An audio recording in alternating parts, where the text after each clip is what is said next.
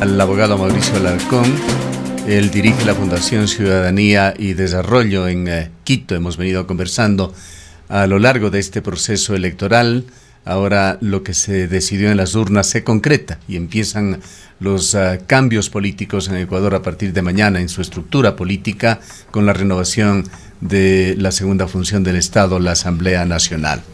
Quisiéramos iniciar este diálogo, abogado Alarcón, preguntándole su punto de vista, su análisis sobre lo que se está cociendo en la Asamblea Nacional. Se da prácticamente por un hecho que el día de hoy se concretará y mañana se consolidará un acuerdo que incluye a UNES, Partido Social Cristiano, y que arrastra en este acuerdo, creo, e involucra también, se quiera o no, al gobierno de Guillermo Lasso. ¿Cómo mira usted esta situación? Buen día con ustedes y un gran saludo a la audiencia de Antena 1 y de sus medios filiales.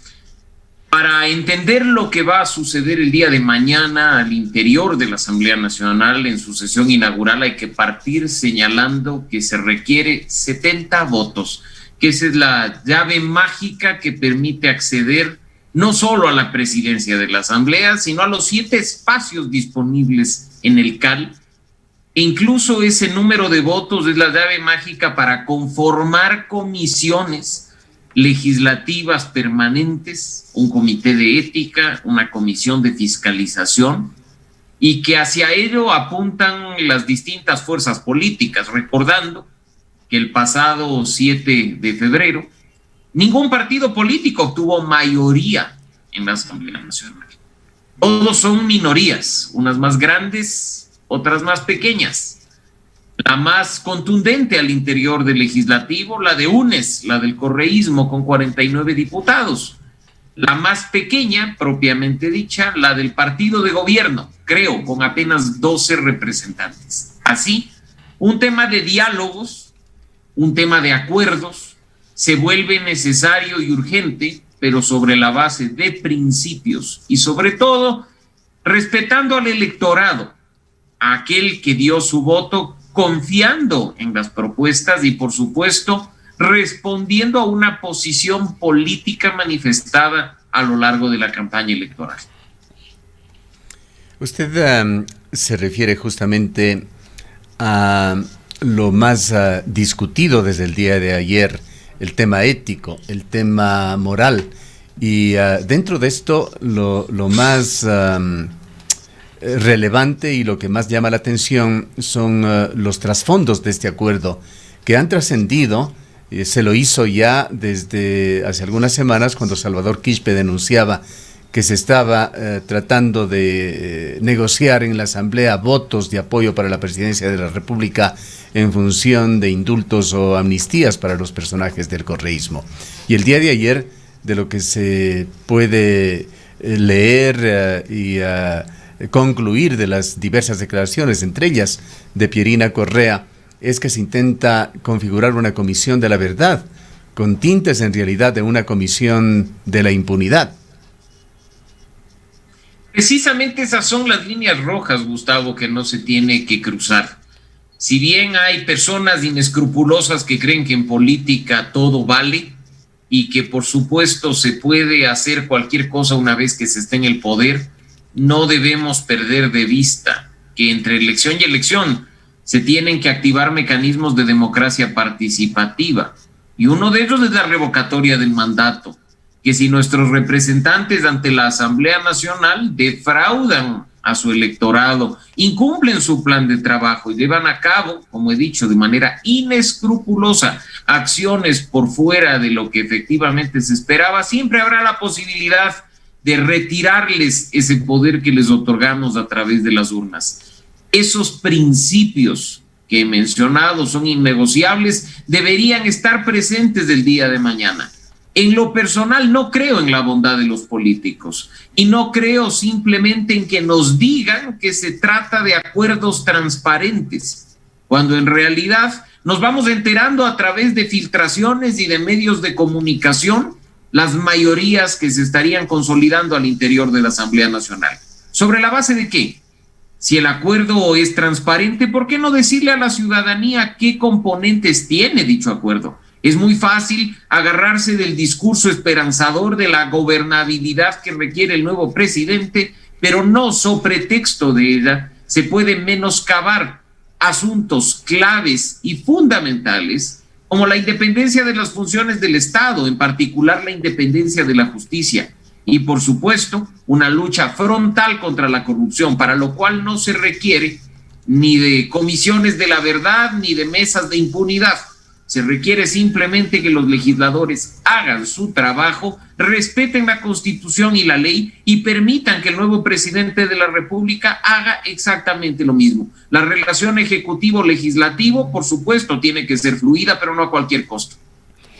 Ahora acabábamos de dialogar, abogado Alarcón, muy buenos días, con el ingeniero Homero Castanier, quien hasta el día de hoy será legislador, uno de los legisladores de Creo. En algún momento estuvo al frente de la bancada de este movimiento político y él decía que Guillermo Lasso de alguna manera se ha mantenido al margen y que ha dejado en libertad a sus asambleístas, a los asambleístas de Creo, para que puedan hacer las negociaciones y los acercamientos parlamentarios necesarios. ¿Considera usted que efectivamente Guillermo Lasso puede mantenerse al margen, digamos, de lo que haga su movimiento político dentro del Parlamento, sobre todo con lo que estaremos viviendo el día de mañana, que implica la designación de la elección de las autoridades parlamentarias? De ninguna manera. Un presidente de la República que sabe que requiere de la Asamblea y que requiere de acuerdos al tener un bloque extremadamente minoritario al interior del legislativo no puede ni debe lavarse las manos. Esa es la salida fácil para justificar las decisiones que es en el día de mañana. Si empezamos así, con un bloque de apenas 12 asambleístas, dejándoles en libertad para que actúen como estimen conveniente, ¿cómo irá a terminar este tema? El día de ayer, respecto de Pachacuti, ya nos enteramos de una primera baja. ¿Qué viene después? Mañana viernes, asambleístas de Creo votando en contra de los acuerdos que en teoría se están dando. ¿Esa es la asamblea que queremos? Definitivamente no. Y para ello no estamos aquí juzgando ni la moral ni la ética, en definitiva, de quienes actúan de determinada manera, sino que estamos exigiendo transparencia, porque el día de mañana se renueva una asamblea con poca credibilidad y con poca confianza por parte de la ciudadanía, que en sus últimos días se ha dedicado a aprobar leyes al apuro con temas tan graves como violaciones a derechos humanos y amenazas a esos derechos humanos a través de leyes que en teoría deberían protegerlos. Queremos una asamblea responsable, no una asamblea de reparto.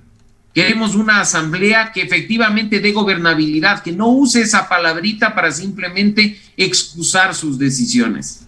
Que lo del día de mañana no sea simplemente un acuerdo de reparto, reparto en el CAL y reparto en las comisiones, sino que nos digan a los ecuatorianos qué hay detrás. Y por supuesto, desde este lado, ciudadanía responsable, que es lo que corresponde, que esté vigilante de los actos del legislativo, que esté siguiendo lo que hacen los asambleístas, las comisiones y el pleno, que estén recordándole al país la importancia de tener legisladores que actúen con responsabilidad, no con sus organizaciones políticas, sino con los ecuatorianos. De este lado, fiscalización y control social ciudadano es lo que al parecer vamos a tener que activar de manera brutal a partir del día de mañana. ¿Cuál es su opinión sobre la actuación de Pachacuti y Izquierda Democrática, particularmente Pachacuti, que ha ido a extremos como la amenaza de separación del movimiento de el reciente candidato a la presidencia de la República, Yacu Pérez? Hay declaraciones de todo tipo y opiniones de todo tipo que se da sobre esto. Escuchamos a Ramiro Rivera, un viejo político ecuatoriano, que calificaba la posición de Yacu Pérez y de Pachacuti como un problema atávico de conflictividad que se inserta en la política ecuatoriana, pero hay quienes también, y el propio Yacu Pérez, argumenta que esto lo hace por una solidez de principio. En todo caso, esta intransigencia, tosudez o como se llame, ¿qué lectura tiene para usted? ¿En dónde debe estar el límite entre la decisión práctica que permita lo operativo en la asamblea y aquella que pone ya en riesgo valores y principios? Interesante que el señor Pérez hable de principios, de valores, de coherencia, pero de nuevo, que no se queje si es que queda fuera de los acuerdos políticos al cerrarse las dos puertas que están disponibles. Acá, como he mencionado, Gustavo, no se trata únicamente de criticar que se sume una fuerza y otra. Se trata de transparentar el fondo de dichos acuerdos. De por sí, si pensamos en la necesidad de arrimar el hombro para sacar adelante a Ecuador, en buena hora si todas las fuerzas políticas pueden hacerlo. Sería una gran responsabilidad y un gran compromiso con los ecuatorianos, pero que nos digan qué hay detrás de ese acuerdo, para que no especulemos como lo estamos haciendo en este momento, que si la comisión de la verdad, que si no, que si el reparto de las comisiones o no. ¿Por qué no nos dicen qué hay detrás de las alianzas? Sin cerrarse. Muy bien el tema de principios, pero el mensaje que transmitió el señor Pérez días atrás fue un mensaje en el que claramente se decía: déjennos por fuera de todo, porque unido a la izquierda democrática, sumamos apenas 45 voluntades y estamos lejos de llegar a esa llave mágica que mencionaba al inicio, que son los 70 votos, los 70 que te permiten incluso acceder a una vocalía en el CAL. La negociación de por sí no es mala, los acuerdos de por sí no son malos, en política son necesarios, pero tienen que hacerse de manera transparente para que no reeditemos ahora, en 2021, un pacto de la regalada gana como aquel de los años 90, en que dos enemigos acérrimos como Jaime Nebot y Abdalá Bucaram decidieron ponerse de acuerdo para al interior del Congreso Nacional de entonces incluso negociar amnistías, perdones y regresos al país. Así es que mucho ojo. Por eso mi invitación principal a los ciudadanos, Gustavo, para que estemos pendientes de lo que ocurra a partir del día de mañana, no solo el día de mañana, de lo que hacen nuestros representantes, para que ellos entiendan que no es que los pusimos ahí para olvidarnos y vernos en 4 años, sino que vamos a estar pendientes, vigilantes y activos, esperando que la voluntad de los ecuatorianos sea respetada por ellos. Asumimos que se consolide lo que se ha señalado y se comenta mucho el día de ayer, el día de hoy, esta mayoría con el Partido Social Cristiano que ocuparía la presidencia de la Asamblea, con Creo, que es su coalición natural y que viene funcionando desde antes de estas elecciones, con UNES y sus polémicos pedidos, y con el grupo de asambleístas provinciales que se han autocalificado como independientes. ¿Cómo quedaría con esta mayoría legislativa el tema de la gobernabilidad y la gobernanza que tanto ha preocupado al gobierno de Guillermo Lasso, que llegó con solamente 12 asambleístas? Y de darse efectivamente esta alianza, ¿el costo sería cuál? Definitivamente el costo creo que sería muy alto. Yo creo que hay que echar mucho ojo, insisto, a si efectivamente esta unión de organizaciones políticas es simplemente para el día de mañana, la integración del CAL y el reparto de las comisiones, o si hay mucho más dazo pretexto de una agenda de gobernabilidad.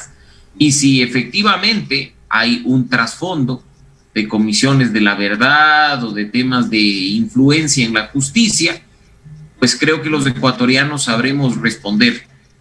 Y en este caso, no nos olvidemos que entre mañana, 14 de mayo, y 10 días después, el 24 de mayo, en que entra a posesión el nuevo presidente, aún queda tiempo. Sería gravísimo que antes incluso de tomar el poder ya pierda el señor Lasso credibilidad y confianza de sus propios electores. Eso simplemente sería empezar con pie izquierdo. E insisto, acá no estamos para satanizar alianzas. Por supuesto, a algunos nos molesta, nos incomoda ver que Dios y el diablo se toman de la mano para quién sabe qué.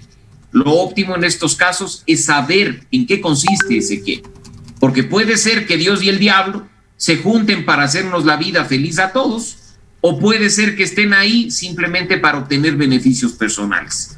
Eso es algo que estoy totalmente seguro los ecuatorianos no vamos a permitir. Y ojalá también la Asamblea no empiece con pie izquierdo y que más bien sus actos permitan recuperar la credibilidad y la confianza de los ecuatorianos en todos y cada uno de ellos. Ojalá así sea.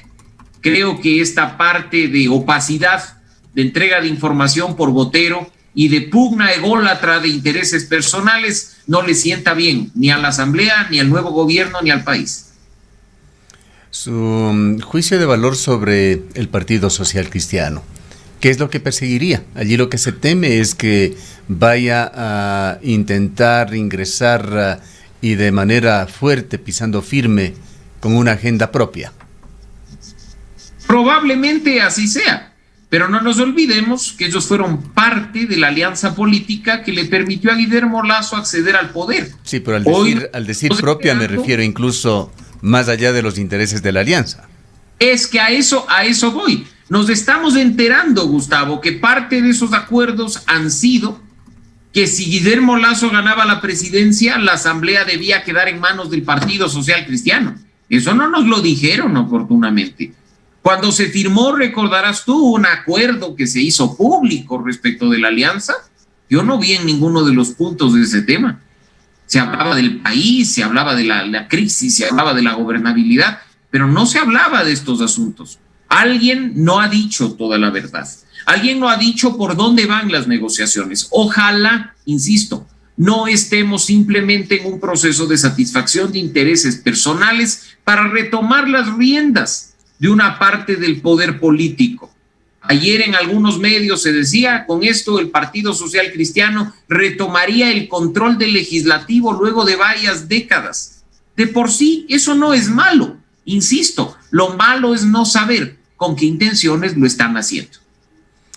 ¿En qué medida, abogado Alarcón, los políticos ecuatorianos, particularmente aquellos que han llegado al poder, ya sea en la función legislativa, en la función ejecutiva y que empiezan a ejercerlo, deben estar preocupados, deben estar mirando lo que sucede en Colombia?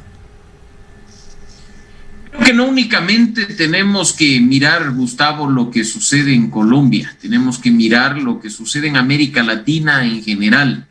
No se trata solo de estallidos sociales y de protestas. Se trata de gobiernos que una vez en el poder intentan nuevamente implementar su impronta autoritaria, como lo que está ocurriendo en Centroamérica.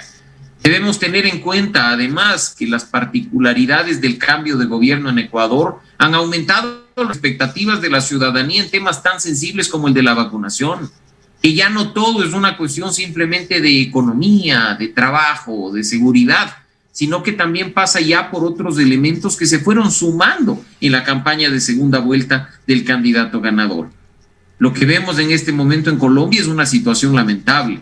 El escenario electoral que está enfrentando en estos momentos Perú es un asunto crítico, así como lo es lo que ocurre en Brasil, donde un gobierno con tintes autoritarios no solo pasa por desconocer la pandemia, sino por ya estar en una franca campaña con miras a una reelección.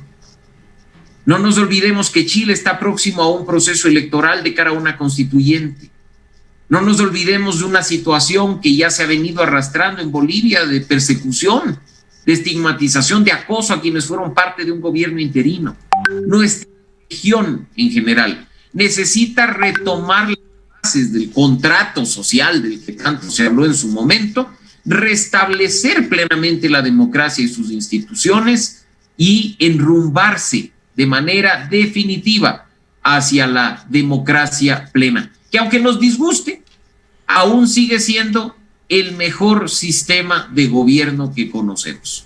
Ojalá dentro de los próximos meses y años, Ecuador particularmente retome el rumbo, sienta que tiene un presidente que le representa, que responde a sus necesidades, siente que tiene un órgano de representación que vale la pena como la Asamblea Nacional y, por supuesto, recupere la confianza en la justicia, que actúe de manera independiente, que actúe de manera autónoma, que no tome decisiones en función de intereses políticos. Cuando esto ocurra, probablemente los ciudadanos empezaremos a retomar la calma, nos preocuparemos de nuestra propia unidad, de sanar esas heridas y esas fracturas que se produjeron en los años pasados y definitivamente empezar a hablar de un Ecuador para todos. Sobre un comentario inicial suyo en este diálogo relacionado con la revocatoria del mandato. Esencialmente decía, si los asambleístas se equivocan, pueden verse sujetos a una revocatoria del mandato. Ahora, ¿no le parece a usted, con todo el conocimiento y experiencia, además de actualidad por el seguimiento que hace a la política ecuatoriana, que esto de la revocatoria del mandato es casi impracticable en Ecuador? Solo recordamos el proceso que se hizo contra el exalcalde de Loja, Chato Castillo. Creo que es la única situación en la que se ha aplicado la revocatoria del mandato en forma efectiva. Muy pocos ecuatorianos se van a dar el trabajo de realizar todo un proceso como ese. Además, los tiempos en la política por lo general no dan. Por ejemplo, ¿por qué se han escogido otros caminos y no un proceso de revocatoria de mandato para el alcalde de Quito, Jorge Yunda? Realmente nos quedan muchas dudas si es que esta podría ser una herramienta efectiva para hacer en forma práctica un juicio de valor sobre la actuación de nuestros políticos. Gustavo, los ciudadanos no podemos ni debemos ser tan cómodos de limitarnos únicamente a votar cada 4 años. Las herramientas de participación ciudadana que están consagradas en la Constitución y en una ley de nuestro ordenamiento jurídico están ahí para que nosotros de manera responsable las activemos. Quienes han tenido éxito, tú has mencionado uno de los pocos casos, tengo que reconocer, que se llevaron adelante de manera exitosa, el de la revocatoria al exalcalde de Loja, José Bolívar Castillo, tuvo lugar porque la ciudadanía se organizó, se activó y obtuvo definitivamente un resultado como el que esperaba. Mira lo que ha sucedido con las consultas populares, otra herramienta de participación ciudadana. Tomó tiempo, pero por ejemplo Girón la peleó por muchos años, superó varios obstáculos y obtuvo el resultado que esperaba. Pero si los ciudadanos nos cruzamos de brazos, hacemos simplemente activismo digital a través de nuestras redes sociales, lo que estamos haciendo es dando una suerte de condición de intocables a los políticos que entre elección y elección van a hacer lo que les venga en gana. Ciudadanía responsable. En este país no se puede concebir la democracia representativa sin la participativa. La representativa la ejercemos cada 4 años. La participativa tenemos que ejercerla todos los días. Y si usted no está en condiciones de activarse por cuenta propia, respalde a aquellos que están dispuestos a hacerlo. La ciudadanía no se construye cada 4 años, la ciudadanía se construye todos los días. Sí, muchas gracias por habernos acompañado en esta mañana. Han escuchado al abogado Mauricio Alarcón de la Fundación Ciudadanía y Desarrollo. Son las 8:34 minutos.